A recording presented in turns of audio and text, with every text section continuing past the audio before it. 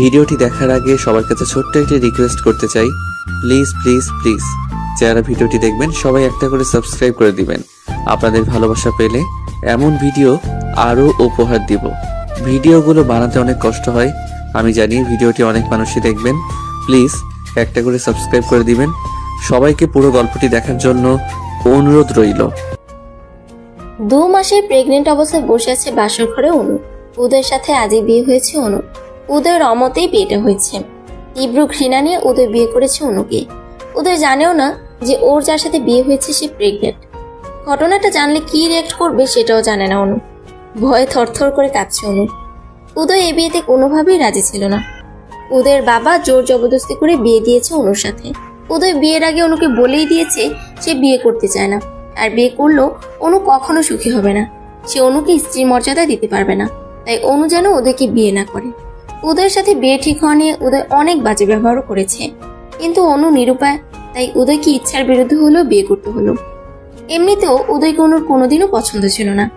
এর আগে অতীতে ঘটে গিয়েছে অনেক ঘটনা, যার রেস ধরে উদয় অনুকে এক বিন্দু পছন্দ করে না। কিন্তু ওর অপছন্দের সেই কারণটা খুঁজে পেলাম না। সিগারেট টানতে টানতে রুমে প্রবেশ করলো উদয়। উদয়ের চোখে মুখে স্পষ্ট রাগের বলি রেখা ফুটে উঠেছে। উদয় রুমে এসে সোফায় বসে একটার পর একটা সিগারেট নিয়ে যাচ্ছে। গায়ের শেরওয়ানি খুলে ফ্লোরে ফেলে দিল। রাগে ফুঁসছে আর ওয়ালে নিজের হাত দিয়ে নিজেই ঘুষি দিচ্ছে। অনু উদয়কে দেখে খাট থেকে নিচে নেমে সালাম করতে গেল। উদয় সাথে সাথেই অনুকে লাথি মেরে ফেলে দিল আর চুলের মুঠি ধরে তুলে বলে, আমি তোকে কোনোদিন নিজের বলে মেনে নিব না। ঘেন্না করি তোকে আমি। এই বিয়ে আমি মানি না। আমার জীবন থেকে দূর হয়ে যা তুই। তোর মতো মেয়েরা সবই পারে। ছলনাময়ী নারী, তোর মতো নারীকে স্পর্শ করাটাও পাপের। চোখ দিয়ে টপ টপ করে পানি পড়ছে অনুর। যে উদয় অনু বলতে পাগল ছিল, সে আজ অনুকে ঘৃণা করে। উদয়ের গাল দিয়ে আজও সেই বিশ্রী গন্ধটা পাচ্ছে। উদয় আজও আবার মদ খেয়েছে। উদয়ের এই নেশাটা যে অনু বড্ড ভয় পায়। এই নেশার জন্য অনুর জীবনে অনেক কিছু ঘটে গিয়েছে। অনুর জীবনটা অভিশপ্ত হয়ে গিয়েছে এই নেশার জন্য। এই নিয়ে 2 বার নেশা করতে দেখলো উদয়কে। উদয় রিয়েক্ট দেখে অনু ঠিক করলো সে উদয়কে বলবে তার প্রেগনেন্সির কথা, কারণ এটা উদয়ের জানা উচিত। আজ না হয় কাল ঠিকই জানবে, তখন আরো বেশি ভুল বুঝবে অনুকে। বিগত 2 মাসে 1000 বার চেষ্টা করেও অনু উদয়ের সাথে কথা বলতে পারেনি। অনুর নাম্বার ব্লক করা। অনুকে দেখলেই উদয় সেখান থেকে চলে যায়। অনু নিজেও জানে না সে কি করেছে। অনু ভয় ভয় মন নিয়ে বলল, উদয়, আমার তোমাকে কিছু বলার আছে। কি বলবি তুই? তোর কোনো কথা শুনতে রাজি নই আমি। এই কথাটা যে শুনতেই হবে উদয়, এটা না বললে ভীষণ অন্যায় হবে। উদয় রাগান্বিত চোখ নিয়ে তাকালো। আমি মা হতে চলেছি উদয়। কি বললি তুই?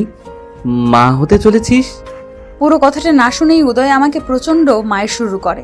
পুরো শরীর রক্তাক্ত করে ফেলে। নেশা অবস্থায় উদয়ের হয়তো খেয়ালই নেই ও একটা মানুষকে মারছে। উদয় মারতে মারতে নিজের সমস্ত রাগ ছাড়তে লাগলো। যে উদয় আমার জন্য মানুষকে মারতো, সে আজ আমাকেই মারছে। প্লিজ উদয়, আমাকে এইভাবে মেরো না, তাহলে বাচ্চাটার ক্ষতি হবে। আমি ওকে পৃথিবীতে আনতে চাই। কিসের বাচ্চা? কার বাচ্চা? কার পাপ পেটে নিয়ে আমার ঘাড়ে উঠেছিস? চরিত্রহীনা নারী, লজ্জা করে না? জারদ সন্তান পেটে নিয়ে বাসর ঘরে নিজের স্বামীকে বলছিস তুই প্রেগনেন্ট? পৃথিবীতে তুই কি একমাত্র মেয়ে যে বাসর ঘরে অন্যের পাপের চিহ্ন নিয়ে নিজের স্বামীকে বলে সে প্রেগনেন্ট? যার বাচ্চা সে কি বাচ্চাটা পেটে দিয়ে ছেড়ে দিয়েছে? সেই পাপ তুই আমার ঘাড়ে চাপাতে চাস? উদয়, আমার কথা শোনো। চুপ, একদম চুপ। তোর কি লজ্জা বলে কিছুই নেই? আমার জীবনটা এভাবে নষ্ট করে কি শান্তি পেলি বল? আমি কালই সবাইকে ডেকে বলবো তোর এই চরিত্রহীনার আসল রূপ। তোর বাবার নাম্বার দে, তাকেই আগে বলি। উদয়, অনেক বলেছ, আর না। এই বাচ্চার কারণ না, তোমারই। আমারই। সিরিয়াসলি বিয়ে হলো আজ আমাদের। আমি তোকে স্পর্শ করার আগেই তুই মা হয়ে গেলি। অভিনয়টা ভালো ছিল, কিন্তু গল্পের থিমটা ভালো মেলেনি প্রেয়সী। এই বাচ্চা যে তিহানের, আমি কি জানি না ভেবেছিস? আমি সব কিছু নিজ চোখে দেখেছি। উদয়, মনে করে দেখো, ভালো হবে। এই বাচ্চা তোমারই উদয়। ছি, তিহান ভাইয়ার কেন হবে এ বাচ্চা? আমাকে এত বড় অপবাদ দিও না। একটা মিথ্যা বলবি না আর তুই। তুই এক্ষুনি বেরো এ বাড়ি থেকে। উদয়, এই নেশাক্ত অবস্থায় তোমার কিছুই মনে নেই। নেশা কাটুক, মনে পড়বে। আমি সামান্য একটু ড্রিঙ্কস করেছি, তার মানে এটা নয় আমার কিছুই মনে পড়বে। উদয়, আজও তুমি নেশাক্ত, সেদিনও নেশাক্ত ছিলে, তারই ফল এটা। ফ্ল্যাশব্যাক। ছোটবেলা থেকেই উদয় অনুকে পছন্দ করে, অসংখ্যবার প্রপোজও করেছে, কিন্তু অনু কোনোদিন উদয়কে পছন্দ করতো না। উদয়কে কেন অনু পছন্দ করতো না সেটা উদয় নিজেও জানে না। অনু নিজেই বুঝতো না কেন তার উদয়কে পছন্দ নয়। ছোটবেলা থেকে ডিস্টার্ব করতো বলে অনুর একটা বিরক্তি ছিল উদয়ের প্রতি। উদয় আর অনু এক পাড়াতেই মানুষ হয়েছে, পাশাপাশি তাদের বাসা। উদয়ের মা বাবারও অনুকে পছন্দ ছিল অনেক। উদয় আর অনুর বিয়েতে সবাই রাজি থাকলেও শুধু অনু রাজি ছিল না। অনুর মা বাবা হাজারবার বুঝালেও অনু কখনো রাজি হয়নি বিয়েতে। দুই পরিবারের অত্যন্ত ভালো রিলেশন। এই বিয়েটা নিয়ে ছোটবেলা থেকেই কথা হচ্ছে, কিন্তু অনুর জন্য কিছুই হয়নি। সেদিন মুষলধারে বৃষ্টি হচ্ছিল, বাইরে প্রচুর বজ্রপাত হচ্ছিল। কালবৈশাখী ঝড়ের দিন ছিল সেদিন। অনু ভিজতে ভিজতে উদয়ের বাড়িতে গিয়েছিল। অনু উদয়ের বাড়ির সামনে আসতেই ঝড় বৃষ্টি শুরু হয়। সেদিন বাড়িতে কেউ ছিল না। অনু ভিজে খুব কাঁদছিল। এদিকে কারেন্টও ছিল না। অনু উদয়দের বারান্দায় দাঁড়িয়েছিল। এমন সময় উদয় এসে অনুর পাশে দাঁড়ায়। উদয় বলে, এই কি অনু, তুমি এখানে? উদয়ের কথাগুলো কেমন জানি লাগছিল। অনু বুঝতে পেরেছিল উদয় নেশা করেছে। এমন সময় বাইরে প্রচন্ড জোরে বজ্রপাত হয়। অনু ভয়ে উদয়কে জড়িয়ে ধরে। অনুর ভেজা শরীর দেখে নেশাক্ত উদয় মাদকতায় হারিয়ে যায়। অনুকে নিজের সাথে শক্তভাবে জড়িয়ে ধরে। অনু জোর করেও নিজেও সরাতে পারেনি। উদয় সেদিন হারিয়ে গিয়েছিল অন্য জগতে। অনুর উদয়ের সেদিন শারীরিক সম্পর্ক হয়ে যায়।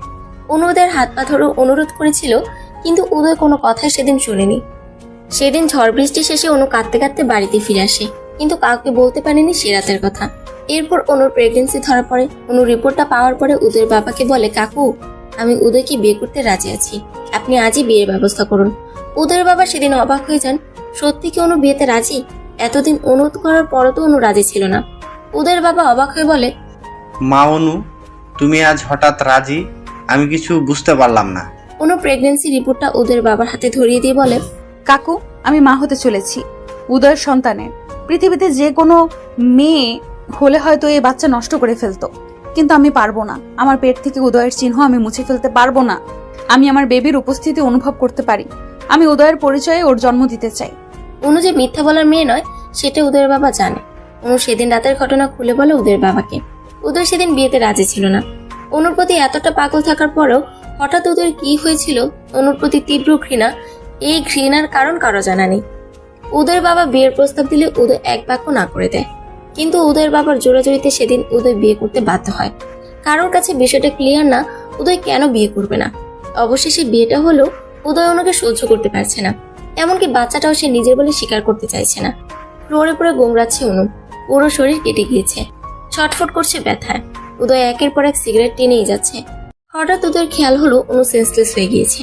উদয় অন্যদিকে ঘুরে অনুর হাতে একটা মলম দিয়ে বলে, এটা সিনেমা পাওনি যে মেরে আবার আদর করে মলম ওষুধ লাগিয়ে দিব? মনে চাইলে এটা লাগিয়ে নিও। আর যারা তোমাকে এ বাড়িতে এনেছে তাদের বলো তোমার দায়িত্ব নিতে। উদয় চৌধুরী তোমার দায়িত্ব কখনোই নিবে না। Good night. ফুলসজ্জা মানে প্রতিটা মেয়ের কাছে বিশেষ আর স্পেশাল রাত, কিন্তু অনুর কাছে ছিল কাল রাত্রি। উদয় ফুল দিয়ে সাজানো বিছানাটা তছনছ করে ফেলে। সমস্ত ফুলগুলো ছিঁড়ে একাকার করে পুরো রুমে ছড়িয়ে ছিটিয়ে রাখে। রুমের জিনিসপত্র ভাঙাচোরা করে। অনুকে প্রচন্ড মারধর করে। রক্তাক্ত শরীর নিয়ে ফ্লোরে পড়ে রইল অনু। উদয় চোখ রাঙানি দিয়ে বলল, ওষুধ লাগিয়ে নে। ওষুধ না লাগিয়ে কি প্রুভ করতে চাস? বাসর ঘরে তোর স্বামী তোকে টর্চার করেছে, আমি নারী নির্যাতনকারী, কি এসব প্রুভ করতে চাস? তো দুনিয়ার সবার কাছে আমাকে খারাপ প্রমাণিত করতে চাস? এটাই তোর উদ্দেশ্য? আমার নামে মামলা করে কি কাবিনের টাকা উদ্ধার করবি? এই টাকার জন্যই তো তুই বিয়েটা করেছিস। তিহানের বাচ্চা আমার বাচ্চা বলে দাবি করে আমার সাদাসিধা বাবার মাথাটা খেয়েছিস। মেয়ে মানুষের গায়ে হাত তোলা পুরুষদের আমি ঘেন্না করি, কিন্তু আজ আমাকে তুই বাধ্য করলি এমন জঘন্য কাজ করতে। আমি কি কারণে এমন করছি সেটা তো কেউ জানতেও পারবে না। অনুর উদয়কে এই মুহূর্তে কিছুই বলার সাহস নেই। পেটে হাত দিয়ে চেপে ধরে কাঁদছে শুধু। উদয় বলে, এভাবে কেঁদে আমাকে ইমোশনাল ব্ল্যাকমেইল করা যাবে না অনু। ভাবিস না এভাবে কাঁদলে আমি নিজে ওষুধটা লাগিয়ে দিব। তোর এই কষ্ট পেতে দেখে আমার অনেক আনন্দ লাগছে। মনে করে দেখ এভাবে আমি কত কেঁদেছি। তুই আমার ইমোশনের কোনো গুরুত্বই দিসনি। সেদিন আমারও এমনই কষ্ট হতো। রাগ করতে করতে নেশাক্ত অবস্থায় অচেতন হয়ে পড়ল উদয়। বেডের এক সাইডে হাত পা চারদিকে ছড়িয়ে শুয়ে আছে উদয়। কোনো হুঁশ নেই। অনু ব্যথায় কোকড়াতে কোকড়াতে অনেক কষ্ট উদয়কে ঠিক করে শুয়ে দিল। মাথার নিচে বালিশ দিয়ে দিল, উদয়ের গায়ে একটা চাদর দিয়ে দিল। উদয় শুয়ে আছে একটা বাচ্চার মতো, মুখটা দেখতে অনেক ইনোসেন্ট লাগছে। অনু চোখের পানি উদয়ের মুখে টপ টপ করে পড়লো। রুমের সমস্ত ফুলগুলো ঝাড়ু দিয়ে এক জায়গায় করে অনু একটা অড্রপের ড্রয়ারে রেখে দিল। কেন যেন বাসরের ফুলগুলো ফেলতে ইচ্ছে হলো না। রুমের ভাঙাচোরা জিনিস গোছাতে গিয়ে অনু একটা অদ্ভুত জিনিস দেখলো। অনুর মাথার একটা কাঁটাও পড়ে আছে। আজ থেকে 2 বছর আগে অনু চুল কোপা করে চুলের কাঁটা দিয়ে বেঁধেছিল। উদয় সেই কাঁটাটা খুলে অনুর চুলগুলো খুলে দিয়েছিল। খোলা চুলে অনুকে প্রাণ ভরে দেখছিল উদয়। সেদিন উদয়ের পরনে ছিল ব্লু জিন্স আর সাদা টি শার্ট, আর অনুর পরনে ছিল সাদা গাউন। এই চুলের কাঁটাটা নেওয়ার জন্য অনু অনেক চেষ্টা করেছিল, কিন্তু উদয় কিছুতেই দিয়েছিল না। এই 2 বছর উদয় নিজের কাছে যত্ন করে রেখে দিয়েছে। সেদিনের উদয় আর আজকের উদয় অনেক বেশি চেঞ্জ হয়ে গিয়েছে। উদয়ের এমন কাজ দেখে উদয়কে এখন গুন্ডা বদমাশ মনে হলো। উদয় আসলে এমন ছিল না। বিগত 2 মাসে কি এমন ঘটে গিয়েছে যার জন্য উদয় নেশা করা শুরু করেছে? অনুকে চোখের বিষ মনে করে। অনু নিজে ওষুধটা লাগিয়ে বালিশ ছাড়া ফ্লোরে শুয়ে রইল। কখন ভোর হয়েছে অনু জানে না। উদয়ের অভ্যাস রোজ সকাল 6টায় ঘুম থেকে উঠে এক্সারসাইজ করা। বাবা মায়ের একটাই ছেলে উদয়, লেখাপড়াতে অনেক ভালো, ডাক্তারি পাশ করেছে এবার। মিডিয়াম গড়ন শরীরের, গায়ের রং ফর্সা। স্কুল লাইফ থেকে চুল একটু বড় রাখতে ভালোবাসে উদয়। সিল্কি চুলগুলো কপালে এলোমেলো ভাবে পড়ে থাকে। রোজ দিনের মতো উদয় আজও ভোর 6টায় ঘুম থেকে উঠেছে। ঘুম থেকে উঠে চশমাটা পরে নিচে তাকিয়ে দেখে গুটিসুটি মেরে শুয়ে আছে লাল বেনারসি পরে অনু। মাথার নিচে বালিশও নেই। উদয় খেয়াল করে তার শরীরের বিভিন্ন অংশে রক্তের দাগ। উদয় অবাক হয়ে যায় দেখে এই দাগগুলো কিভাবে এসেছে। উদয় খেয়াল করে বিছানায় অনুর এক কানের দুল পড়ে আছে। উদয় বুঝতে পারে অনু এসেছিল তার কাছে। রাগে অনুকে ডাকতে যাবে, ঠিক তখনই অনু শরীরে শুকানো রক্তগুলো দেখতে পায়। উদয় কিছু একটা ভেবে অনুকে আর ডাকে না। উদয় বুঝতে পারে কাল রাতে অনু তাকে ঠিক করে শুয়ে দিয়েছে। উদয় ট্রাউজার আর গেঞ্জি পরে জগিং এর জন্য বের হয়। উদয় দেখে খুব ভোরে কাজের বুয়া বাগান ঝাড়ু দিতে এসেছে। উদয় বুয়াকে ডেকে বলে, সালেহা খালা শুনো তো। সালেহা খালা বলেন, উদয় বাবা বলো। খালা, অনুর ফ্লোরে শুয়ে আছে, ওর গায়ে একটা চাদর দিয়ে দাও আর মাথার নিচে বালিশটা দিয়ে দাও। সালেহা খালা একটা চাদর আর বালিশ দিয়ে অনুর শরীর ঢেকে দেয়। সালেহা খালাও জানে উদয় অনুকে সহ্য করতে পারছে না। সালেহা খালা অনুর গায়ে কাটা দাগ দেখতে পায়। উদয়ের মুড খারাপ দেখে উদয়কে কিছুই বলে না। অনু আর উদয়ের অনেক ভালো ভালো মুহূর্তের সাক্ষী ছিল সালেহা খালা। সালেহা খালা একটা দীর্ঘ নিঃশ্বাস ফেলে বলে, এত সুন্দর সম্পর্কটা এভাবে নষ্ট হলো কেন? বিধাতার কি ইচ্ছা? উদয় বাবা নিশ্চয়ই অনুমায়ের গায়ে হাত দিয়েছে। উদয় বাবা আমাকে দিদি কত শতবার অনুমায়ের কাছে চিঠি পাঠিয়েছে, বিভিন্ন জিনিস পাঠিয়েছে, আমার কাছেও কত কেঁদেছে আর বলেছে খালা আমার অনুকে চাই। অনুকে বোঝাও না প্লিজ, অনুকে ছাড়া আমি বাঁচব না। আর আজ সেই উদয় অনুমায়ের গায়ে হাত তুলছে। মানুষ মাত্রই পরিবর্তনশীল, এটার জ্বলন্ত উদাহরণ বুঝি উদয়। সকালে উদয় বাগানে জগিং করছে। জগিং করে ঘেমে নিয়ে একাকার অবস্থা। উদয় টাওয়াল দিয়ে ঘাম মুছতে মুছতে রুমে প্রবেশ করে দেখে অনু এখনো শুয়ে আছে। উদয় ওয়াশরুমে প্রবেশ করে আলমারি থেকে একটা ট্রাউজার আর গেঞ্জি নিয়ে শাওয়ার ছেড়ে দাঁড়িয়ে আছে উদয়। কাল রাতে নেশাক্ত অবস্থায় অনুকে প্রচন্ড মারধর করার পর নিজের কাছে নিজের খারাপ লাগছে উদয়। শাওয়ার ছেড়ে আধা ঘন্টা দাঁড়ানোর পর ওয়াশরুম থেকে ট্রাউজার আর গেঞ্জি পরে চুল ছাড়তে ছাড়তে বেরোলো উদয়। উদয়ের চুলের পানি অনু চোখে মুখে পড়তেই ঘুম ভেঙে গেল অনুর। অনুকে সজাগ হতে দেখে থমকে যায় উদয়। অনু ফ্লোর থেকে উঠতে পারছে না, পুরা শরীর ব্যথা। উদয়ের হেল্প করতে ইচ্ছা করলেও অনুর প্রতি ঘৃণা উদয়কে এগোতে দিচ্ছে না। অনু সোফা ধরে কষ্ট করে উঠলো। অনু উদয়ের দিকে ক্লান্তি মাখা মুখ নিয়ে তাকালো। উদয় বুঝতে পারছে অনু তার দিকে তাকিয়ে আছে। বুঝেও উদয়ের চোখ অন্যদিকে। টাওয়ালটা বেডে ফেলে দিয়ে ট্রাউজারের 2 পকেটে হাত গুজে স্ট্রং দাঁড়ালো। এভাবে ভারী কাপড় আর গহনা পরে কেন ঘুমানো হয়েছিল শুনি? এগুলো পরে ঘুমানো যায় আদেও? এগুলো চেঞ্জ করে নাও। দাঁতে দাঁত চেপে রাগে রাগে কণ্ঠে বলল উদয়। আমি কোনো ড্রেস আনিনি বাসা থেকে। বিয়েতে তো প্রচুর শাড়ি উঠেছে, সেগুলো আম্মু সব তোমার জন্যই রেখে দিয়েছে। সেখান থেকে নিয়ে নিতে। আম্মু তো বলেই দিয়েছে ওগুলো সব তোমার। চেয়ে নেব। কাল রাতে আমার মাথার নিচে বালিশ গেল কিভাবে? আমি দিয়েছিলাম।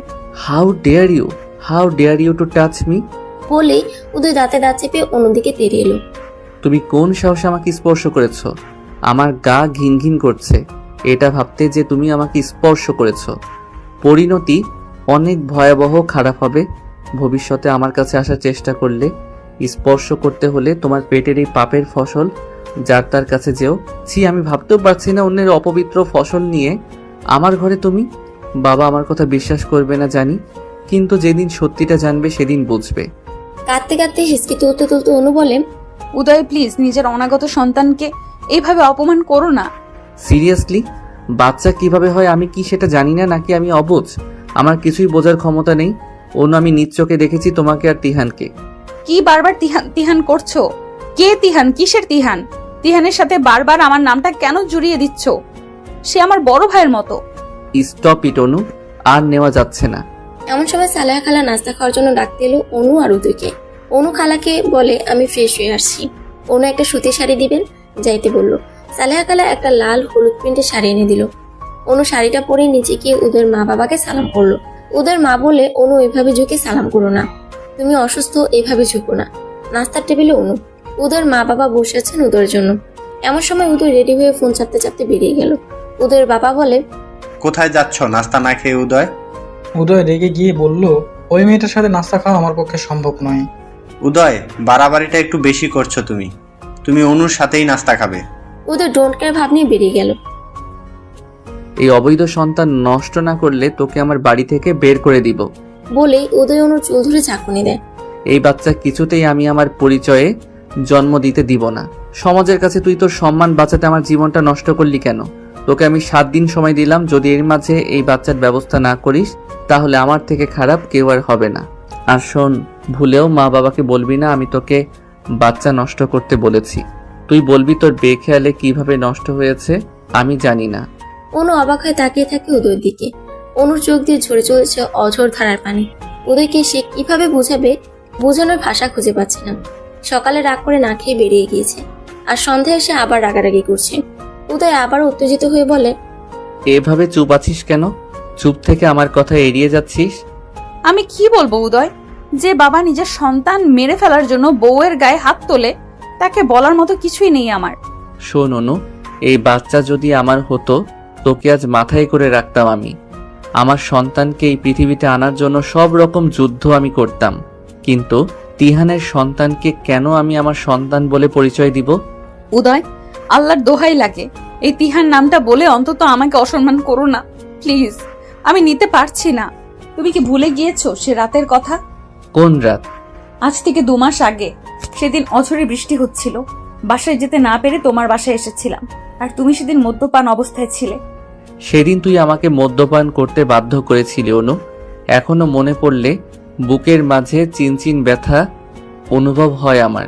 সেই কষ্ট আমি নিতে পারি না। অনুর মনে প্রশ্ন জাগে, উদয় তিহানের কথা কেন বলে বারবার? তিহানের সাথে আসলে কি? অনু সেদিন রুমের বাইরে গিয়ে তিহানকে ফোন করে। উদয় আপনাকে আর আমাকে নিয়ে সন্দেহ করে। কেউ কি কিছু বলেছে উদয়কে? আর কেনই বা সন্দেহ করে? অনু, তুমি খুব বোকা, তাই আসল সত্যিটা বুঝতে পারোনি। কেউ ভালোবাসলে অন্তত এটা করতে পারবে না জানি। উদয়কে তুমি পাত্তা দিতে না, তাই উদয়ের প্ল্যান ছিল এটা, যাতে তুমি বাধ্য হও বিয়ে করতে। তুমি কি কিছুই বোঝো না? শোনো অনু, ছেলেরা বিয়ের আগে শরীর পেয়ে গেলে তাদের আর কোনো চাহিদা থাকে না। উদয়েরও তাই হয়েছে। এসব কি বলছেন তিহান ভাই? এমন সময় উদয় ফোনটা কেড়ে নিয়ে বলে, বাহ, লজ্জা করে না তোর? এক্ষুনি বের হ আমার বাসা থেকে। আজ আমি মা বাবাকে সবটা খুলে বলবো, তোর সব পাপের কাহিনী আজ জানাবো সবাইকে। কি ভেবেছিস কি তুই? উদয় অনুর হাত ধরে টানতে টানতে নিচে নিয়ে গেল। উদয়ের বাবা উদয়ের গালে জোরে একটা থাপ্পড় মেরে বলে, অনেক হয়েছে। মেয়েটাকে এভাবে টানতে টানতে কোথায় নিয়ে যাচ্ছে? মেয়েটা যে অসুস্থ সে কথা কি ভুলে যাচ্ছ? বাহ বাবা বাহ, থাপ্পড়টা আমাকেই মারলে। আমি কেন ওকে পছন্দ করছি না সেটা ওর কাছেই জিজ্ঞেস করো। অনুর কাছে আমার কিছুই জানার নেই, যা বলার তুই বল। বাবা, ওর পেটের সন্তান আমার না, বিলিভ মি, ওর বাচ্চা তিহানের। ও কেবলই তিহানের সাথে গল্প করছিল, তাও আবার আমাকে লুকিয়ে চুরিয়ে। তিহানের সন্তানের দায়ভার আমি কেন নিব বলতে পারো বাবা? তোমরা কেন অনুকে তিহানের বাড়িতে দিয়ে আসছো না? অনু উদয়ের বাবার দিকে তাকিয়ে অঝরে কাছে। উদয়ের বাবা বুঝতে পারে অনু কোনো ভুল করেনি। উদয়ের বাবা উদয়কে বলেন, তিহান তো তোমারই বন্ধু, তার সাথে অনু কথা বললেই খারাপ রিলেশন হয়ে গেল। দিন দিন এত নিচে নেমেছ। ছি উদয়, ছি। এতটা খারাপ তুমি কবে হলে, আর কিভাবে হতে পারলে বলো? বাবা, তিহান আমার বন্ধু, ওর নয়। ওর কিসের কথা তিহানের সাথে সেটা জিজ্ঞেস করো। অনু মা, তুমি কি কথা বলেছ তিহানের সাথে? বাবা, উদয় আমাকে কেন সন্দেহ করে সেটা জানতেই ফোন দিয়েছিলাম। তিহান ভাই কি এই ব্যাপারে কিছু জানেন? উদয়ের সন্দেহের কারণ আমি জানতেই ফোন দিয়েছিলাম। উদয়ের বাবা অনুকে বলে, তোমাকে আমি এ বাড়িতে এনেছি, কে কি বললো সেটা নিয়ে ভেবো না। আমার বিষয় সম্পত্তি সব আমি তোমার সন্তানের নামে করে দেব। কারো যদি ভালো না লাগে এ বাড়ি ছেড়ে চলে যেতে পারে, আমার কোনো সমস্যা নেই, কিন্তু আমার নাতিকে আমি চাই। অনুমা। উদয় রাগ দেখিয়ে কোথায় যেন চলে গেল। অনু নিজের রুমে গেল। উদয়ের ফুফি বলে, ভাই, তোমার উচিত হয়নি উদয়ের অমতে বিয়েটা দেওয়ার। জোর করে সব হলেও ঘর সংসার জিনিসটা হয় না। উদয়ের বাবা একটা দীর্ঘ নিঃশ্বাস ফেলে বলেন, অনুর পেটে উদয়ের বাচ্চা, আর উদয় কোন কারণে অনুকে ভুল বুঝছে। এই ভুল বুঝাবুঝি একদিন না একদিন মিটেই যাবে। তাছাড়া উদয় অনুকে ভীষণ ভালোবাসে। সেই ছোটবেলা থেকে অনুর পিছনে ঘুরেছে উদয়। অনু বলতে পাগল আমার ছেলে। আজ যদি আমি ওদের বিয়ে না দিতাম তাহলে উদয় কোনোদিনও আর বিয়ে করতো না। অনুর জন্য কোথা থেকে বিয়ে হলে উদয় ভেঙে পড়তো। উপর উপর রাগ হলে উদয় অনুর প্রতি ভালোবাসায় এক বিন্দু কমেনি। উদয়ের জীবনে অনু না থাকলে আমি কখনো পুত্রবধূ নাতি নাতনির মুখ দেখতে পারতাম না। আমার উদয়ের সুন্দর ভবিষ্যৎ নষ্ট হয়ে যাবে, আর বাবা হয়ে আমি কখনোই সেটা চাইবো না আমার ছেলের এমন ক্ষতি হোক। কিন্তু আমাকে জানতে হবে উদয়ের কিসের এত ঘৃণা। আবার একটা জিনিস বুঝতে পারছি না, অনু তো আগে উদয়কে পছন্দ করতো না, কিন্তু অনু হঠাৎ করে এত নরম হয়ে গেল কেন? অনু তো অত্যাচার সহ্য করে পড়ে থাকার মতো মেয়ে নয়। ও কেন চুপচাপ সব সহ্য করছে? এই সহ্যের কারণ কি? অনু হঠাৎ বদলে গেল কেন? উদয়ের বাবা মা সালেহা খালার সবার মনে এক প্রশ্ন, অনু এমন নিশ্চুপ হয়ে গেল কেন? সেদিন সালেহা খালা অনুকে বলে, মা অনু, তুমি তোমার বাবার কাছে চলে যাও। এখান থেকে কেন এই অত্যাচার সহ্য করছো? তোমার এই কষ্ট সহ্য করতে পারছি না আমি। অনু কেঁদে দিয়ে বলে, আমি উদয়কে ভালোবাসি খালা, আমি ভীষণ ভালোবাসি উদয়কে, তাই ওর প্রেমের চিহ্ন মুছে ফেলতে পারিনি আমি। সবাই বলেছিল এই বাচ্চা নষ্ট করে ফেলতে, কিন্তু আমি উদয়কে ভীষণ ভালোবাসি বলে ওর অস্তিত্বকে নষ্ট করিনি। আমি হাজার কষ্ট হলেও ওকে জন্ম দিব, উদয়ের পরিচয়ে ওকে সমাজের সামনে আনবো, আমার যত কষ্টই হোক না কেন খালা। ডাক্তার, বাচ্চাটা আমার স্ত্রীর অবৈধ বাচ্চা, প্লিজ বাচ্চাটা নষ্ট করুন। আমি অনেক কষ্ট করে ওকে হসপিটালে এনেছি। আমার স্ত্রী যেন বুঝতে না পারে। যত টাকা লাগে আমি দিব, তবুও যে কোনোভাবে এই পাপের চিহ্ন মুছে ফেলুন। ডাক্তার বলেন, আপনি কি পাগল? কারো অজান্তে তার সন্তান আমরা নষ্ট করতে পারি না, এটা আইনত অপরাধ। ডাক্তার, যে জিনিসের কোনো বৈধতা নেই তার কিসের পাপ? উদয়, আপনি নিজেও একজন ডাক্তার, প্লিজ একটু বোঝার চেষ্টা করুন। তাছাড়া আপনার স্ত্রীকে আমরা সব রকম পরীক্ষা নিরীক্ষা করে দেখেছি, ওনার শারীরিক কন্ডিশন অনেক খারাপ। এই মুহূর্তে এমন কিছু করলে তাকে বাঁচানো যাবে না। আপনি কি চান আপনার স্ত্রী মারা যাক? উদয় খুব নরম কণ্ঠে বলে, না ডাক্তার, অনুর যেন 1%ও কোনো ক্ষতি হয় না। অনুকে সেফ রেখেই বাচ্চাটাকে মারতে হবে। দরজার আড়াল থেকে এমন কথা শুনে চমকে যায় অনু। অনু ডাক্তারের রুমে প্রবেশ করে উদয়ের গালে ঠাস করে থাপ্পড় মেরে বলে, ছি, নিজের সন্তানকে খুন করতে এত অভিনয়! তুমি কি মানুষ থেকে অমানুষ হয়ে গিয়েছো? ডাক্তারকে একগাদা মিথ্যা বলছো কেন? তুমি নিজে একজন ডাক্তার হয়ে একটা অনাগত সন্তানকে খুন করার কথা কিভাবে বলো? শোনো উদয়, আমি এই সন্তানের জন্ম দিব, তার জন্য আমাকে যত যুদ্ধ করতে হয় হোক, তবুও পৃথিবীতে আসবে। তোমার সাথে আর আমি থাকবো না। তুমি আমার সন্তানের জন্য রিস্কি। এখন আমি চলে যাচ্ছি তোমার জীবন থেকে। মনে রেখো, একদিন না একদিন তোমাকে আফসোস করতে হবে। তোমার সন্তানকে বাঁচাতে তুমি মরিয়া হয়ে উঠবে। সেদিন অনেক বেশি দেরি হয়ে যাবে, তোমার হাতে কিছুই থাকবে না। অনু পেটে হাত দিয়ে বলে, পুচকু, তুই ছেলে না মেয়ে আমি জানি না, তবে আমি জানি তুই আমার ভেতরে বেড়ে উঠছিস তুই। তবে তুই কষ্ট পাস না, তোর বাবা তোকে ভালোবাসে না তাতে কি, তোর মা তোকে ভালোবাসে পুচকু, কাঁদিস না। অনু রাগ করে হসপিটাল থেকে বেরিয়ে এলো। উদয় কেন এতটা বদলে গেল? কি এমন হয়েছিল যার জন্য সেই অনু পাগল উদয়ের আজ এত ঘৃণা? তাহলে কি তিহানি ঠিক? ছেলেরা মেয়েদের শরীর ভোগ করার পর আর চাহিদা পায় না? উদয়ও কি তাই? কিন্তু উদয় বারবার কেন তিহানের বাচ্চা করছে? এই সত্যতা যাচাই করতেই হবে। গতকাল রাতে উদয় এসে হঠাৎ অনুর সাথে ভালো ব্যবহার করছিল। অনু শুয়েছিল। উদয় এসে মাথায় হাত দিয়ে বলে, তোমার শরীর ঠিক লাগছে না, কাল আমার সাথে একবার হসপিটালে যাবে প্লিজ? অনু হঠাৎ উদয়ের কথা শুনে খুশিতে পাগল হয়ে যায়। অনু ভাবতেই পারেনি উদয় তাকে ডাক্তারের কাছে নিয়ে আসবে, কিন্তু উদয়ের মনে এমন কিছু ছিল অনু ভাবতেই পারেনি। অনু সেদিন রাগ করে ওর বান্ধবীর বাসায় চলে যায়, ফোনটাও সুইচ অফ করে রাখে। অনুর বান্ধবী শিয়া অনুকে দেখে চমকে যায়। কি রে অনু, তুই? What is surprise? অনু ভেতরে প্রবেশ করে বলে, এই তো এলাম, অনেকদিন দেখি না তোকে, তাই। খুব ভালো করছিস। উদয় কই? যাক, শেষমেশ উদয়ের ভালোবাসাটা বুঝেছিস। উদয় তো পৃথিবীর সব থেকে সুখী মানুষ এখন, কারণ সে তার অনুকে পেয়েছে। অনু শিয়ার দিকে তাকিয়ে বলে। উদয় আর উদয় নেই শিয়া। অনু দু চোখ অশ্রুসিক্ত হয়ে আছে। একটা সাহায্য করতে এসছি, তুই ছাড়া আমার কাছে কেউ নেই। এভাবে বলছিস কেন? কি হয়েছে সেটা বল আগে। তিহানের ব্যাপারে কিছু জানিস শিয়া? কোন ব্যাপার? উদয় আমাকে তিহানকে নিয়ে সন্দেহ করছে। অনু, তিহান আর উদয়ের একটা ব্যক্তিগত ঝামেলা ছিল, হয়তো সেটা রেশ ধরে উদয় সন্দেহ করেছে। কি ঝামেলা শিয়া? তিহান আর উদয় দুজনই তোকে পছন্দ করতো, এটা নিয়ে ওদের মাঝে ঝামেলা হয়। একটা সময় তিহান উদয়কে বলে, আমরা আর নিজেদের মাঝে আর ঝামেলা না করি, দুজন দুজনের মতো অন্যকে ভালোবাসার কথা প্রকাশ করব, কিন্তু কিন্তু কেউই অনুকে দুজনের ব্যাপারে কিছু বলবো না। আমি এতটুকু জানি, তোকে নিয়ে এতটুকু ঝামেলা হয়েছিল দুজনের মাঝে। অনু অবাক হয়ে গিয়ে সিয়াকে বলে। তিহান তো আমাকে বোনের মতো দেখে, এখনো বোন ডাকে, আমিও তাকে ভাই ডাকি। তিহান তো কখনো আমাকে প্রস্তাব দেয়নি। বলিস কি, তিহান তো ভীষণ পাগল ছিল তোর জন্য? এটা কিভাবে সম্ভব? তিহান তোকে কখনো প্রপোজই করেনি? না শিয়া, আমি আজই প্রথম জানলাম। তাছাড়া তিহান ভাই খুব ভালোভাবেই জানেন আমি উদয়কে ভালোবাসতাম। আমি একটা সময় উদয়ের প্রেমে পড়ে গিয়েছিলাম। সেই প্রেমটা খুব ভয়ানক ছিল। আমার সবকিছুর সাথেই উদয় মিশে গেছিল, আর সবকিছুর সাক্ষী তিহান ভাই ছিল। আমার প্রেম, আমার ভালোবাসা সবকিছু তিহান ভাইকে বলেছিলাম। তিহান ভাইয়ের সাথে আমার বরাবরই ভালো রিলেশন, সেটা প্রেমের নয়, বন্ধুত্বের। অনু, শিয়া, উদয়, তিহান সবাই স্কুলে একসাথেই পড়তো।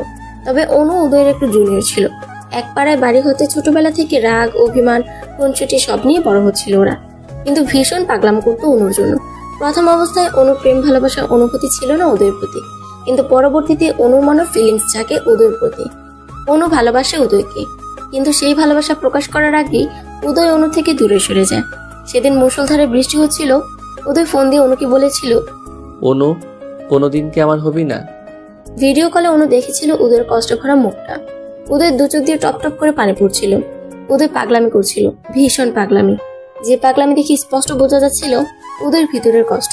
অনু বারবার প্রশ্ন করছিল, উদয় প্লিজ এইভাবে কেঁদো না, আমাকে বলো তোমার কি হয়েছে। উদয় সেদিন কান্না ভেজা কণ্ঠে বলেছিল, অনু, আমি তোমাকে খুব ভালোবাসি। আমি জানি তোমাকে আমি কোনোদিন পাবো না। আমি তোমার ভালোবাসার যোগ্য না। এই পাগলটাকে একবার ভালোবেসে দেখতে অনু। আমার যদি দুইটা হৃদয় থাকতো, দুইটাই তোমাকে দিয়ে দিতাম। জানি সম্ভব না, তবুও বলবো, একবার আসবে আমার জীবনে, একটা দিন আমাকে ভালোবাসবে, তাহলে ওই ভালোবাসার টুকু নিয়ে আমি সারা জীবন বেঁচে থাকতে পারবো। কেন তুমি অন্যকে ভালোবাসলে অনু? এই উদয়কে কাচের মতো টুকরো টুকরো করে ফেললে। অনু উদয়কে বলেছিল, আমি আসছি উদয়, আজ তুমি জানবে এই অনু কাকে ভালোবাসে। অনু ফোনটা কেটে সেদিন আগে তিহানের সাথে দেখা করতে যায়। তিহানকে অনু জানিয়েছিল সে উদয়কে তার মনের কথা জানাতে চায়। অনু তিহানকে একটা চিরকুট দিয়েছিল উদয়কে দিতে। অনু সরাসরি উদয়কে ভালোবাসার কথা বলতে লজ্জা পাচ্ছিল। তিহানের কাছে থেকে সোজা উদয়দের বাসায় যায়, কারণ কাল বৈশাখী ঝড় শুরু হয়। সেই ঝড়ে অনুর বাসায় পৌঁছানোর কোনো উপায় ছিল না। উদয়ের বাড়িটাই কাছাকাছি ছিল। অনু উদয়ের বাসায় যাওয়ার পরেই ঘটে সেই অঘটন। সেদিনের পর থেকে উদয়ের পরিবর্তন। উদয় বারবার অনুর বাচ্চাকে তিহানের বাচ্চা বলে দাবি করছে। এর অ্যাকচুয়াল কোনো কারণ অনুর জানা নেই। নিজের ভালোবাসার মানুষের কাছে অবহেলিত হওয়ার মতো লজ্জা, অপমান আর কোনো কিছুতেই নেই। ভালোবাসার মানুষের সেই ফসল না যায় মুছে ফেলা, না যায় কাউকে বলা। মাতৃত্ব প্রতিটা মেয়েকে ভিতর থেকে বাধা দেয় তার সন্তানের ক্ষতি করতে। উদয় একদিন সালেহা খালার কাছে একটা সাদা শাড়ি আর কাঠগোলাপের গাজরা পাঠিয়ে বলেছিল, জানি এটা অনু নিবে না, তবুও দিও, কোনোদিন যদি ভালো লাগে পরবে। সেদিন ছিল নববর্ষ। সেদিন অনু সত্যি শাড়িটা পরেছিল। শাড়ি পরে বাসার বাইরে বেরোলে উদয় অস্থির নয়নে দেখছিল অনুকে। অনুকে সাদা শাড়িতে এতটা স্নিগ্ধ লাগে সেটা উদয়ের জানা ছিল না। অনু উদয়ের সামনে এলে উদয়ের হাত পা কাঁপছিল। ভেতর থেকে এক ভয়, লজ্জা কাজ করছিল। উদয় কিছুই বলতে পারছিল না, শুধু বলেছিল, এত সুন্দর তোমাকে কাছ থেকেই প্রথমবার দেখলাম। একবার উদয়ের ভয়ানক জ্বর হয়েছিল, যে জ্বরে উদয়ের কোনো হুঁশ ছিল না। জ্বরের ঘরে শুধু অনু অনু করেছিল। অনু দেখতে এসে উদয়ের কপালে হাত রাখতেই উদয় বলেছিল, আমার এই অসুখ অনন্তকাল থেকে যাক, এই বাহানায় অন্তত তুমি কপালে হাত ছুঁয়ে দাও। এ অসুখ বারবার হোক আর তুমি বারবার স্পর্শ করো। কথা থেকে কি হয়ে গেল? ভালোবাসা থেকে বিচ্ছেদের পরিণত হলো। বিচ্ছেদ মানেই জীবন থেকে প্রিয় মানুষটার বিদায়। বিচ্ছেদের যন্ত্রণা বড় বেদনাদায়ক। জানালার গ্রিল ধরে দাঁড়িয়ে অঝরে চোখের পানি ফেলছে অনু। শিয়ার বাসার নিচেই দুজন স্বামী স্ত্রী তাদের বিবিকে নিয়ে খেলা করছে। স্বামী তার স্ত্রীর হাত ধরে হাঁটছে। বাচ্চাটাকে পেয়ে ওর মা বাবার চোখে মুখে আনন্দের শেষ নেই। অনু নিজের পেটে হাত দিয়ে বলে, সোনা, তোর কি সত্যি কপাল এতটা খারাপ যে বাবার আদর পাবি না? চিন্তা করিস না, কত নবজাতকেরই তো জন্মের আগে বাবা থাকে না, তুইও তাই মনে করবি। এমন সময় শিয়া এসে বলে। অনু, তারপর বল কি অবস্থা? অনু শিয়াকে বলে, জানিস শিয়া, আমার কপালটা না খুব খারাপ, তবে এতটা খারাপ জানতাম না আমি। দেখ উদয় একটা সময় আমার জন্য পাগল ছিল, আর যখন আমি পাগল হলাম ও বদলে গেল আমাকে পাগল বানিয়ে। শিয়া বলে, হোয়াট, কেন? তুই কি জানিস না উদয় তোকে কতটা ভালোবাসে? ভালোবাসতো শিয়া, এখন আর বাসে না। ও চায় না আমি ওর সাথে থাকি। ও সব সময় বলে আমি যেন ওর জীবন থেকে চলে যাই। এই বাচ্চা উদয় চায় না শিয়া আমি চলে এসেছি। দেখ অনু, রিলেশনও রাগারাগি আছে, তাই বলে কি বিচ্ছেদ করতে আছে? উদয় ঠিকই তোকে নিতে আসবে, দেখিনিস? ও কখনোই আসবে না, কারণ ও বেঁচে গিয়েছে। ও আমাকে ঝামেলা মনে করে। এমন সময় বাইরের দরজায় কেউ কড়া নাড়ছিল। শিয়া দরজা খুলতেই অবাক হয়ে যায় উদয়কে দেখে। এ কি উদয়, তুমি? অনুকে ডাকো সিয়া, আমি ওকে নিতে এসছি। অনু, আমি জানি ও এখানেই আছে, আমি ওর লোকেশন দেখে এসছি। তুমি বসো, তোমার সাথে কথা আছে। না সিয়া, আমি বসবো না। উদয়, একটা কথা বলি, আমি তো সবই জানি তোমাদের। অনুকে প্লিজ কষ্ট দিও না, অনু তোমাকে খুব ভালোবাসে। সিয়া, তোমার কাছ থেকে মাই অন্তত মিথ্যা ডিজার্ভ করি না। অনু আমাকে কোনোদিন ভালোবাসিনি বা বলেওনি। বলার আগেই তো তুমি দূরত্ব শুরু করলে। অনুকে কষ্ট দিও না, এমনি অনেক কষ্টে আছে। সিয়া, অনু আমাকে পুড়িয়ে পুড়িয়ে শেষ করে ফেলেছে। অনুর দেওয়া আঘাত আমি ভুলবো না। আমার ভেতরের আমিটাকে কেউ কোনোদিন দেখেনি আর দেখতে পাবেও না। প্লিজ উদয়, কিছু মনের মাঝে না রেখে সবটা ক্লিয়ার করো, ঝামেলার কারণটা খুঁজে বের করো, দেখবি সব অশান্তি মিটে যাবে। সিয়া, সবকিছু কি মেটার মতো? প্লিজ বাদ দাও। এমন সময় অনু এসে বলে, কেন এসেছো? বাড়ি চলো অনু। কেন, আমাকে মেরে ফেলতে, নাকি রাস্তায় নিয়ে আমাকে গাড়ি থেকে ফেলে দিয়ে মারতে চাও? অনু, তুমি ভাবলে কি করে আমি তোমার ক্ষতি করব? জানোয়ারের মতো বাসর ঘরে যে গায়ে হাত তুলতে পারে সে আর কি না করতে পারে। প্লিজ চলে যাও এখান থেকে, আমাকে শান্তি দাও। সরি, তোমার গায়ে হাত তোলাটা ঠিক হয়নি, আর কখনো এমন হবে না। প্লিজ চলো, বাবা অনেক চিন্তা করছেন। ও বাবা চিন্তা করছেন তাই? শুধুমাত্র বাবার জন্য? তুমি ফিরে যাও উদয়, এই চরিত্রহীনের মুখ আর তোমার দেখতে হবে না। উদয় কোনো কথা না বলে অনুর হাত ধরে টানতে টানতে গাড়ির কাছে নিয়ে যায়। অনু ছোটাছুটি করার চেষ্টা করলে উদয় কোলে করে গাড়ির ভেতরে উঠায় অনুকে। তারপর গাড়ির দরজা লক করে দেয়। উদয় গাড়ি স্টার্ট দিয়ে গান চালিয়ে দেয়। ও মেঘ রে, ও মেঘ রে, তুই জানা উড়ে, আমার বন্ধু থাকে যে শহরে। ও মেঘ রে, তুই বলিস বন্ধু রে, আমি আজও ভালোবাসি যে তারে। গানটা শুনতে শুনতে কোথায় যেন হারিয়ে গিয়েছে উদয় অনু দুজনে। গানটা এই মুহূর্তে দুজন এটাই বোঝাচ্ছে যে কারো প্রতি কারো ভালোবাসা বিন্দুমাত্র কমেনি। উদয় অনু দুজন দুজনের দিকে তাকিয়ে আছে অপলক দৃষ্টিতে, যেন কতদিন হয়ে গিয়েছে দুজন দুজনাকে দেখে না। উদয়ের চাহনির মাঝে এটা স্পষ্ট, অনুর জন্য উদয়ের কষ্ট হচ্ছে, কিন্তু উদয়ের মনে চাপা কষ্ট লুকিয়ে আছে, যার জন্য উদয় তার ভালোবাসা প্রকাশ করতে পারছে না। গাড়ির মাঝে অনু ঢলে পড়ে উদয়ের কাঁধে। উদয় অনুকে বলছে, সোজা হয়ে বসো অনু, এভাবে কাঁধের উপর থাকলে আমার অসুবিধা হচ্ছে গাড়ি চালাতে। উদয় অনুর মাথা সোজা করে দিল, কিন্তু অনু আবার ঢলে পড়ল। উদয় খেয়াল করলো অনু চোখ বন্ধ করে আছে। উদয় প্রথমে ভেবেছে অনু ঘুমিয়ে পড়েছে, কিন্তু ডাকাডাকির পরেও যখন অনুর জ্ঞান ফিরেনি তখন উদয় ভয় পেয়ে যায়। উদয় সাথে সাথে গাড়ি থামিয়ে অনুর মুখ ধরে ডাকাডাকি করে, কিন্তু অনুর কোনো হুঁশ নেই। উদয় দেখলো অনু সেন্সলেস হয়ে আছে। উদয় মাথায় হাত দিয়ে চুল উজিয়ে দিতে দিতে বলে, ও মাই গড, অনু সেন্সলেস হয়ে গিয়েছে। অনুর যদি কিছু হয় তার জন্য একমাত্র দায়ী আমি থাকবো। উদয় অনুকে ডাকাডাকি করে, মুখে পানির সেটা দেয়, কিন্তু কোনো কাজ হয় না। উদয় ভয় পেয়ে যায়। এই ভয় অনুকে হারানোর ভয়।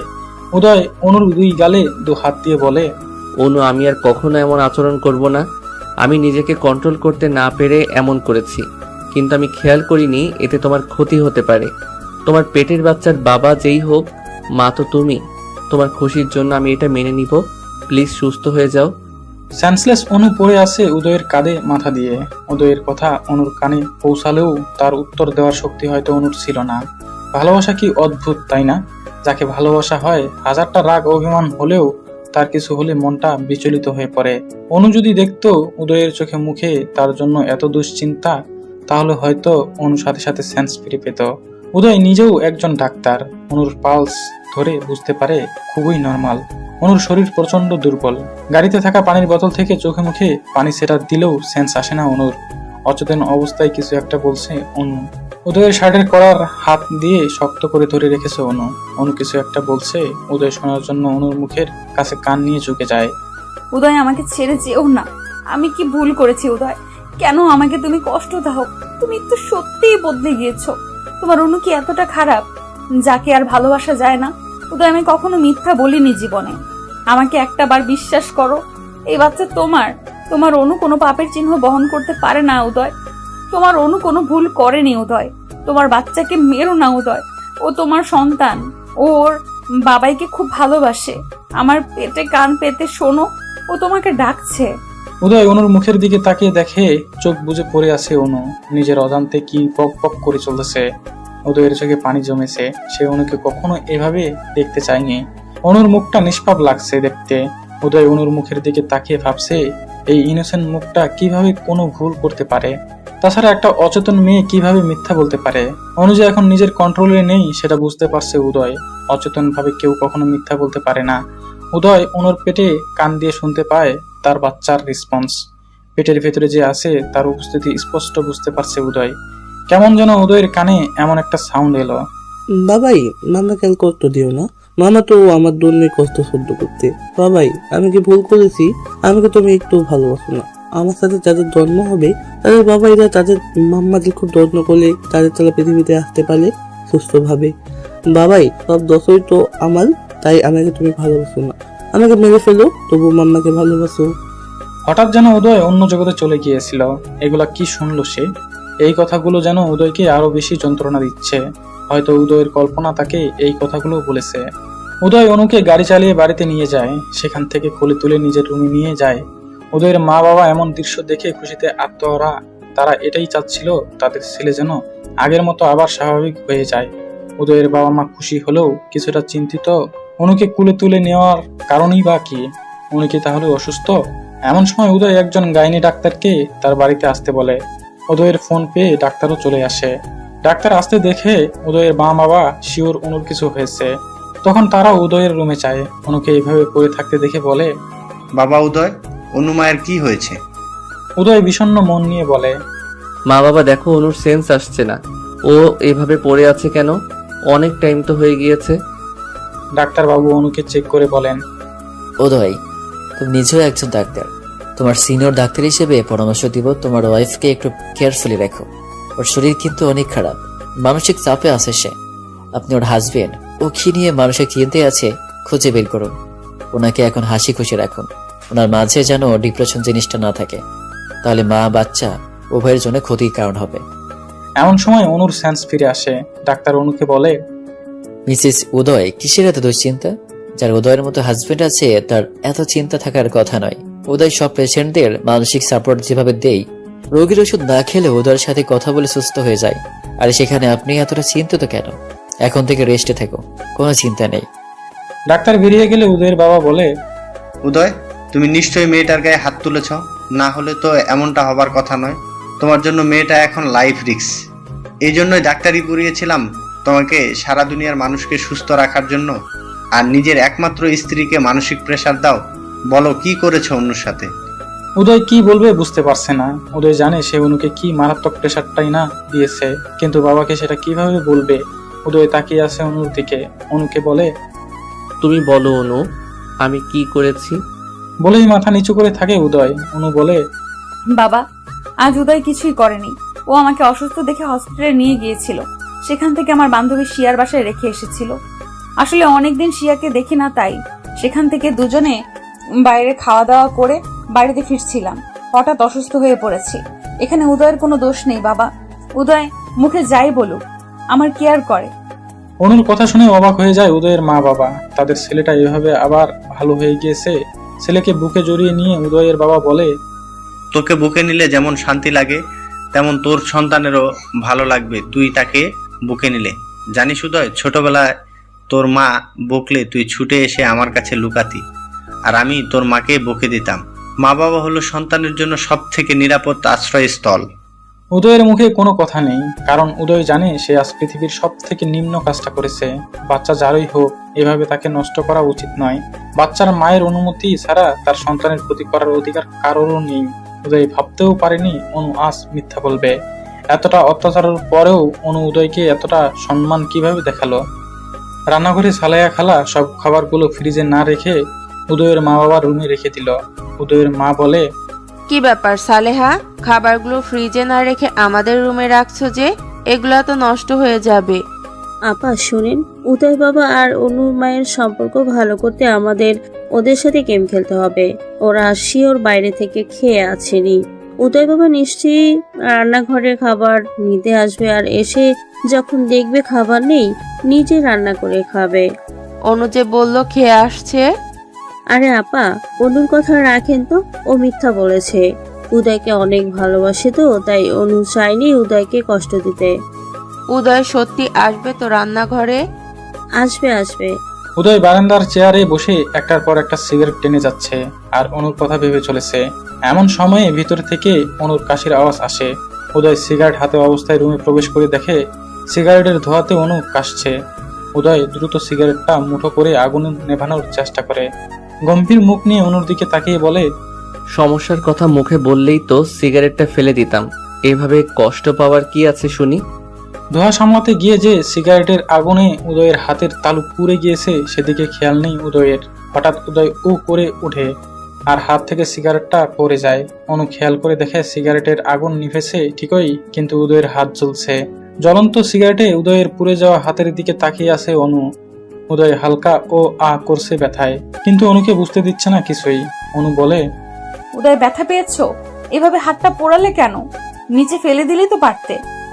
মন এত বেশি পড়ছে হাতের এই পোড়া, আমার একটু অনুভব হচ্ছে না। বাইরের পোড়ার গুরুত্ব মানুষ যতটা দেয়, অতটা যদি ভেতর পোড়ার জন্য গুরুত্ব দিত, তাহলে জ্বলা পোড়ার যন্ত্রণা কেউ সহ্য করতো না। কেন মিথ্যা বলছো উদয়? তোমার হাতে তো ব্যথা করছে।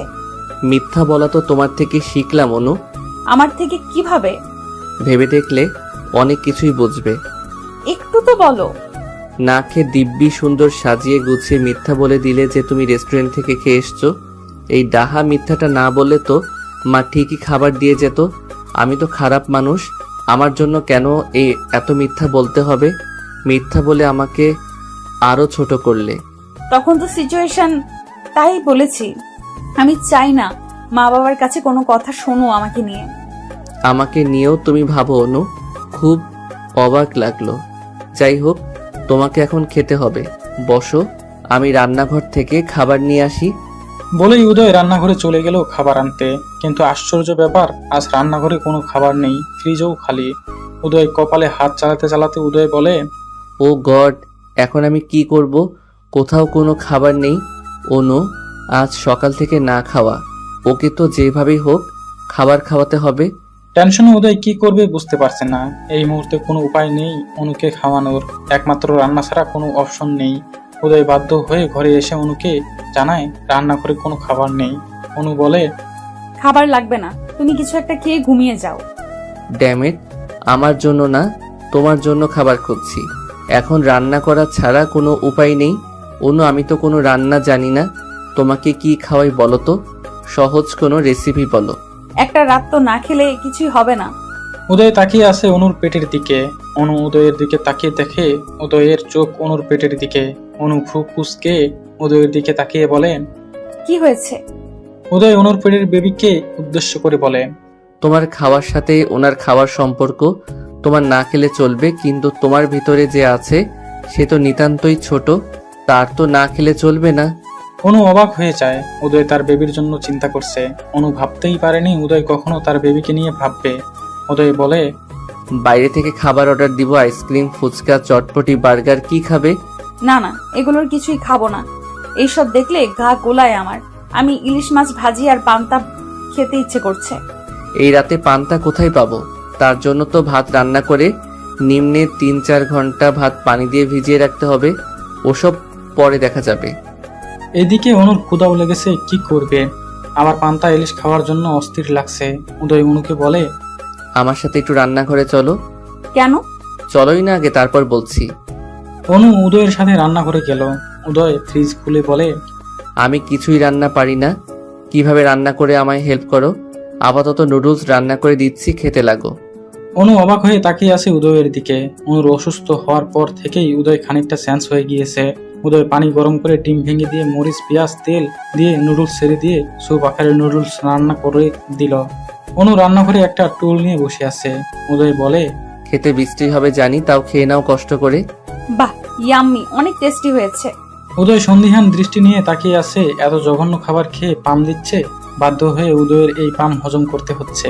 উদয় মাছ মাংস বের করলে অনু বলে, উদয়, মাছ মাংস আমার গা গোলায়, এগুলো খেতে পারি না। আলু ভর্তা আর ভাত রান্না করো। সিরিয়াসলি এখন আলু ভর্তা খাবে? শরীর ঠিক হবে কিভাবে? তোমার পণ্ডিত শ্বশুর মশাই সব দোষ আমার দিবে। ওনার কাজই আমার দোষ ত্রুটি খুঁজে বের করা। তার বৌমার কোনো দোষই নেই, তাই না? বলবে আমি আলু ভর্তা খেতে জোর করেছি। এত দোষ আমি ঘাড়ে নিতে পারবো না। এই অবস্থায় যা খেতে মন চায় তাই খাওয়াতে হয়। পেয়েছে এক অজুহাত, এই বাহানায় যা তা বলছে। আচ্ছা আচ্ছা, কিভাবে চাল ধুতে হবে? চাল নাও, নিয়ে ভালোভাবে পানিতে দিয়ে ধুয়ে নাও। তারপর? প্রেসার কুকারে দাও, দ্রুত হয়ে যাবে। আর পানি কম করে দাও। অনুর কথা মতো প্রেসার কুকারে দিয়ে 10 মিনিটের মানে ভাত রান্না করে ভর্তা করে অনুকে খাওয়ালেও উদয়, সাথে উদয়ও খেয়ে নিল। গরম ভাত আর আলু ভর্তার মতো টেস্টি খাবার অনুর কাছে আর দ্বিতীয়টি নেই। রুমে গিয়ে উদয় ফ্লোরে একটা চাদর নিয়ে শুয়ে পড়লো। রুমের লাইট অফ করে অনু বিছানায় শুয়ে পড়লো। হঠাৎ উদয় মাঝরাতে দেখে তার কোলের মাঝে কিছু একটা। উদয় দেখলো তার কোলের মাঝে অনু শুয়ে আছে। উদয় তো রীতিমতো অবাক হয়ে যায়, অনু এখানে কিভাবে এলো। উদয়ের বুকে মাথা দিয়ে উদয়কে খুব শক্তভাবে জড়িয়ে ধরে ঘুমিয়ে রইল অনু। এমন একটা অবস্থা, উদয় চাইলেও অনুকে নিজের থেকে সরাতে পারছে না। গোলাপি রঙের ডিম লাইটের আলোতে অনুর মুখটা যেন আরো সুন্দর লাগছে। অনু ঘুমালে যেন একদমই একটা বাচ্চা লাগে অনুকে। ভোর সকালে উদয় রোজ জগিং করে, আজও তার ব্যতিক্রম হয়নি। উদয় ভোরে ঘুম ভাঙতেই দেখে বুকের সাথে লিপটে আছে অনু। চুলগুলো মুখের উপর পড়েছে। উদয় অনুর চুলগুলো সরিয়ে দিয়ে অনুকে কোলে তুলে বিছানায় তুলে ঠিকভাবে শুয়ে দেয়। গায়ে একটা চাদরও টেনে দেয়। অনুরও ঘুম ভেঙে গিয়েছে। অনু সকালে বাগানে গিয়েছে রিল্যাক্স আর মন ফ্রেশের জন্য। কারণ উদয়ের বাগানে হাজারো ফুলের গাছ আছে, যা দেখলে মুগ্ধতা আসবেই। অনু বাগানে প্রবেশ করে দেখে উদয় ট্রাউজার পরা, একটা স্যান্ডি গঞ্জি পরা, সাদা রঙের, পায়ে জগিং এর জুতা। জগিং এর সাথে উদয়ের লম্বা চুলগুলো কপালে উঠেছে, নামছে মাঝে মাঝে। উদয় কপালের চুলগুলো কপাল থেকে সরিয়ে সরিয়ে দিচ্ছে। ঘেমে পুরা শরীর ভিজে গিয়েছে। কপাল, নাক, মুখ ঘামের ফোঁটায় ভিজে গিয়েছে। মাঝে মাঝে উদয় টাওয়াল দিয়ে ঘাম মুছছে। হঠাৎ উদয়ের খেয়াল হয় অনু বাগানে ফুলের সাথে গল্প করছে। অনু ফুল দেখতে দেখতে অন্যদিকে চলে যায়। এমন সময় উদয়ের ফোনে ফোন আসে। কিরে শালা, কই তুই? আমার বাপের ভিটেতেই আছি। ভিটেতে নাকি বিছানাতেই আছিস? এখন বিছানাতে থাকি আমি, কখনো জীবনে শুনেছিস? হ্যাঁ, এই জন্যই তো ফোন দিলাম। বিয়ের পর কতটুকু পরিবর্তন হয়েছিস? রুম থেকে বেরোচ্ছিস কিনা? কেন, বিয়ে করলে কি রুমে পৌঁতে যেতে হয় নাকি? না, নতুন বিয়ে করলে তো 7-1 মাসের আগে রুম থেকে বেরোনোর কথা না। তা ফুলসজ্জা কেমন হচ্ছে ভাই? ড্যামেট ইওর ফুলসজ্জা। বুঝছি, এখন তো কিছু বলবা না। বউ পাশে নাকি? বউ নিশ্চয়ই ফোন রাখতে বলছে। সব কিছুতেই বউ টানা হচ্ছে কি জন্য শুনি? আমার বউ ওরকম নয়। এখনই বউর উপর এত দরদ? বউ বলে কথা, 7 জন্মের সম্পর্ক বুঝিসই তো। বউ কেমন দেখতে হয়েছে? আমার বউ পরীর মতো সুন্দর। আর কি তখন থেকে বউ বউ করছিস? জগিং করছি, ফোন রাখ। বলেই উদয় ফোনটা কেটে দিল।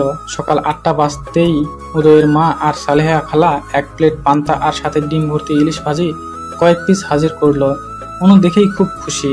এগুলো কোথায় পেলো জানতে চাইলে উদয়ের মা বলে, কাল রাতেই উদয় মাছের দোকানে অর্ডার করে রেখেছিল, তারা দিয়ে গিয়েছে। অনু ভাবতেই পারেনি উদয় এমন সারপ্রাইজ দিবে। উদয়ের মা বলে, অনুমা, একটা কথা বলি, তুই আস্তে আস্তে এটা জানার চেষ্টা কর উদয়ের এই রাগের কারণটা কি। উদয়ের তোর প্রতি এখনো সমান ভালোবাসা আছে, শুধুমাত্র কোনো অজানা রাগে উদয় এমন করছে। তুই এটা খুঁজে বের কর, কিসের এত ঘেন্না। আপনি ঠিক বলেছেন মা, আমাকে এটা খুঁজে বের করতেই হবে। উদয়ের কাজিন হঠাৎ উদয়ের বাড়িতে বেড়াতে আসে। সে উদয় আর অনুর ব্যাপারে সবটা জানে। উদয়কে বলে, অনুর প্রতি রাগ কমেছে? রাগ ঘৃণা কিছুই কমেনি, কিন্তু ওর অসুস্থতা আমি সহ্য করতে পারি না। ও অসুস্থ থাকলে আমার নিজের ভেতরে এক ভীষণ যন্ত্রণা হয়।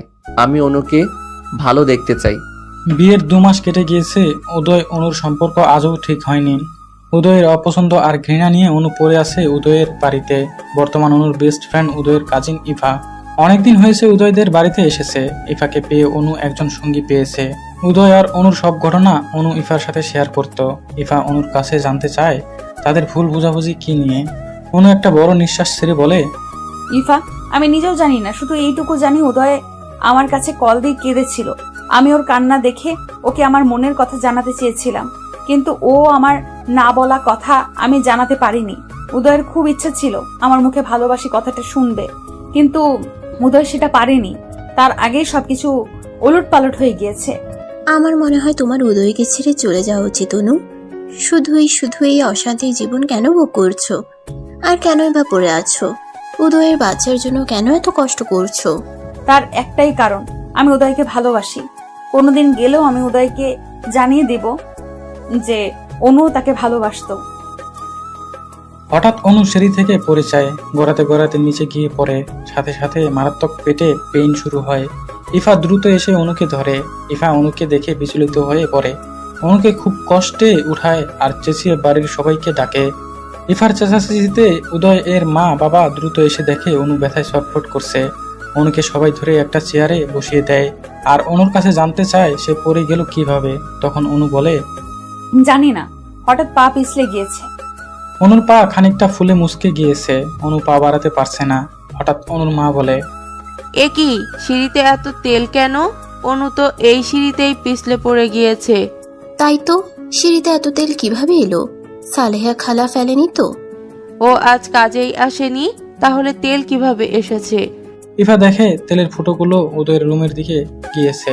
ইফা উদয়ের আম্মুকে বলে, দেখুন তো মামি, তেলের ফোঁটাগুলো কোন দিক থেকে এসেছে? আমার মনে হচ্ছে এটা উদয়ের রুমের দিক থেকে এসেছে।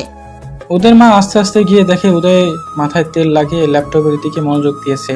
উদয়ের মা বলেন, কি ব্যাপার, তুমি আজ তেল লাগিয়েছো হঠাৎ? মাথায় খুব পেইন হচ্ছিল তাই।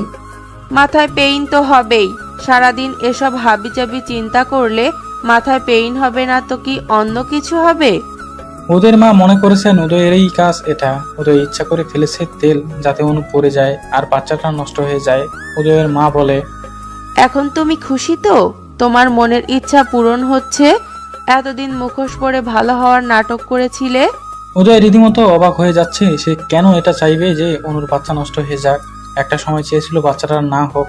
এখনো উদয় অসন্তুষ্ট নয়, কিন্তু এই মুহূর্তে সে চায় না সে অনুর বাচ্চাটা নষ্ট হয়ে যাক।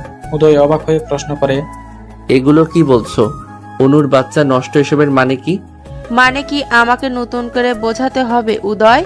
মাথায় তেল লাগিয়ে সে তেল সিঁড়িতে ফেলে রেখেছো যাতে অনু সিঁড়ি দিয়ে হাঁটতে গিয়ে তেলের ওপর পা দিয়ে পড়ে যায়, বাচ্চাটা নষ্ট হয়ে যায়, তাই না? তুমি কি ভাবছো কেউ কিছু বুঝবে না? আজ সালেহা বাড়িতে আসেনি, আর এদিক দিয়ে তেল নিয়ে কে যাবে? এ বাড়িতে যেখানে সেখানে তেল কে ফেলবে? এ বাড়িতে অনুর আলাদা কোনো শত্রু নেই তুমি ছাড়া। কি বলো মা? অনু পড়ে গিয়েছে, ও ঠিক আছে তো? ওর কোনো ক্ষয়ক্ষতি হয়নি তো? ওর কি হয়েছে না হয়েছে সে বিষয়ে তোমাকে জানতে হবে না। আমি এখনই ওকে বাপের বাড়িতে পাঠিয়ে দিচ্ছি, সেটাই ভালো হবে। উদয় মায়ের কথা পাত্তা না দিয়ে দ্রুত অনুর কাছে ছুটে আসে। অনু পেট ধরে ব্যথায় ছটফট করছে। উদয় ব্যস্ত হয়ে বলে, অনু, কি হয়েছে তোমার? খুব কষ্ট হচ্ছে? কিভাবে পড়লে? উদয় আমার পেটে এমনিতেই ব্যথা করে প্রায় সময়, জানি না কেন। উদয়, সিঁড়িতে কি তুমি এই তেলটা ফেলেছো? বিশ্বাস করো অনু, সরি, আমাকে বিশ্বাস করার কোনো কারণ তোমার কাছে নেই জানি, তবু বলবো আমি এই কাজ করিনি অনু। আর আমি তো জানি তুমি পড়ে গেলে তোমার ক্ষতি হয়ে যেতে পারে। তোমার ক্ষতি হতে পারে এমন কাজ আমি কখনো করব না।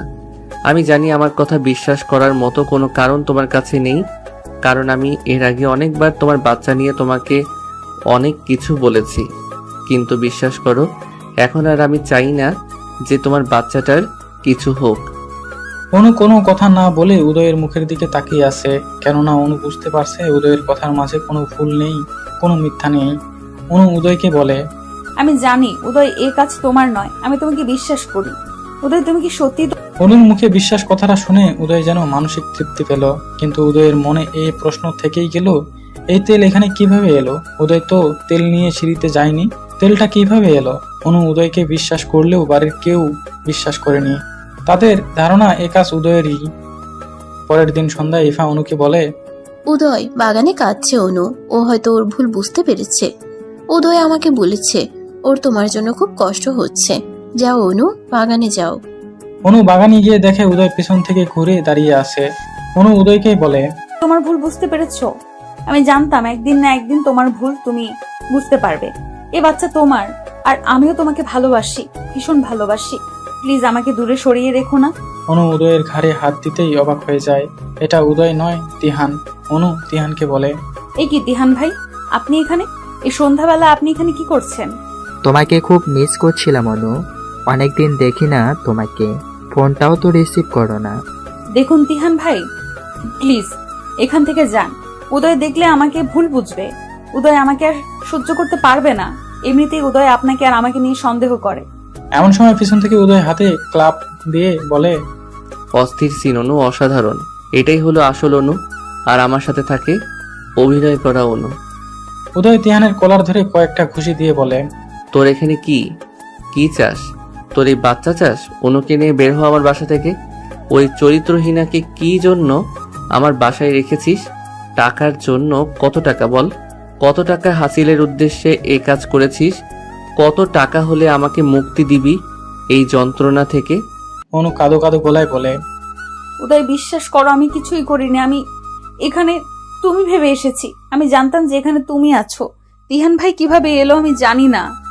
চুপ, একদম চুপ, কোনো কথা বলবি না। বেরিয়ে যা তিহানের সাথে। তোকে কে বলেছে আমি এখানে ছিলাম? ইফা আপু বলেছে। একদমই মিথ্যা বলবি না। এখন ইফার দোষ দেওয়া হচ্ছে। ইফা না থাকলে তো আজ তোর এই কুকীর্তি আমি ধরতেই পারতাম না। অনু অবাক হয়ে যায়, ইফা নিজেই তো অনুকে এখানে পাঠিয়েছিল।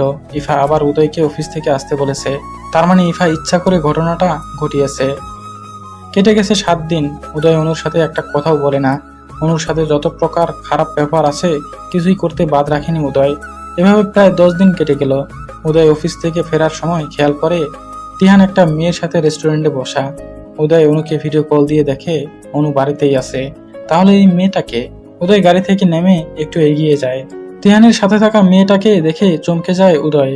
তিহানের সাথে মেয়েটি তারই কাজিন ইফা। আশ্চর্য লাগলো উদয়ের কাছে, তিহানের সাথে ইফা কিভাবে এলো? দুজনে খুব হাসাহাসি করছে, তার মানে ইফা তিহানকে আগে থেকেই চিনে। দুজনকে দেখে বেশ ক্লোজ মনে হচ্ছে। উদয় যেন মানসিকভাবে একটা ধাক্কা খেলো। তাহলে সেদিন যে ইফা বলল সে তিহানকে চিনে না, সেদিন ইফা কল দিয়ে উদয়কে বলেছিল, উদয় দ্রুত বাসে এসো, অনু একটা ছেলেকে বাগানে ফোন দিয়ে ডেকে এনেছে আর ফিস করে কথা বলছে। হয়তো অনুর পরিচিত হবে। আরে না উদয়, পরিচিত হলে তো অনু আমাকে বলতোই।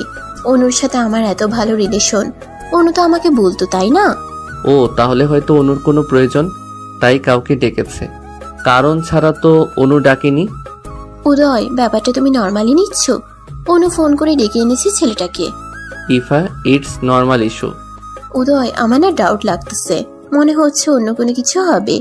অনুর মেবি এক্স বয়ফ্রেন্ড। ইফা, অনুর কোনো বয়ফ্রেন্ড ছিল না কোনোদিন। আমার চোখের সামনে বড় হয়েছে। বয়ফ্রেন্ড থাকলে আমি জানতামই। তাছাড়া অনু ও টাইপের মেয়ে না। তাহলে অনুকে অত্যাচার করো কেন? যে অনুর বাচ্চা আমার না, অনু অপবিত্র। তুমি এগুলা বলো বলেই তো আমার মনে হলো ছেলেটা সে কিনা, তাই তোমাকে জানালাম। বাকিটা তোমার ব্যাপার, ভেবে দেখো। ছেলেটাকে দেখো তো, তুমি চিনো কিনা?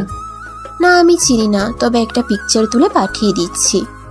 উদয় হোয়াটসঅ্যাপে তিহানের পিকচার দেখে চমকে যায়, আর প্রেসেন্ট রেখে সাথে সাথে বাসায় চলে আসেন নিজ চোখে দেখার জন্য। কেবলই উদয়ের মন নরম হয়েছিল যে অতীতে যেটা হয়েছে হয়েছে, অনুর সাথে আর সে খারাপ ব্যবহার করবে না। কিন্তু অনুর আবারও বিশ্বাস রাখতে পারলো না। উদয় বাড়িতে এসে অনুর ফোন চেক করে দেখে সত্যি তিহানকে ফোন দেওয়া হয়েছিল, যদিও অনু অনেকবার বলেছিল এই ফোন সে করেনি। আর তিহান কিভাবে এসেছে অনু সেটা জানেও না।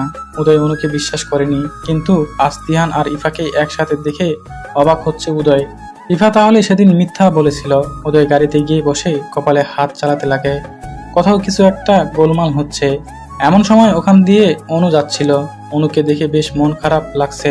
উদয় অনুকে দেখে গাড়ি থেকে নেমে অনুর কাছে যায়। অনু উদয়ের থেকে বেশ কিছু দূরে এগিয়ে হঠাৎ অনুর পায়ে কিছু একটা বেঁধে অনু পড়ে যেতে যায়। সাথে সাথে তিহান গিয়ে অনুকে ধরার চেষ্টা করলে অনু নিজেকে সামলে নিয়ে বিরক্তি নিয়ে বলে, ডোন্ট টাচ মি ভাইয়া।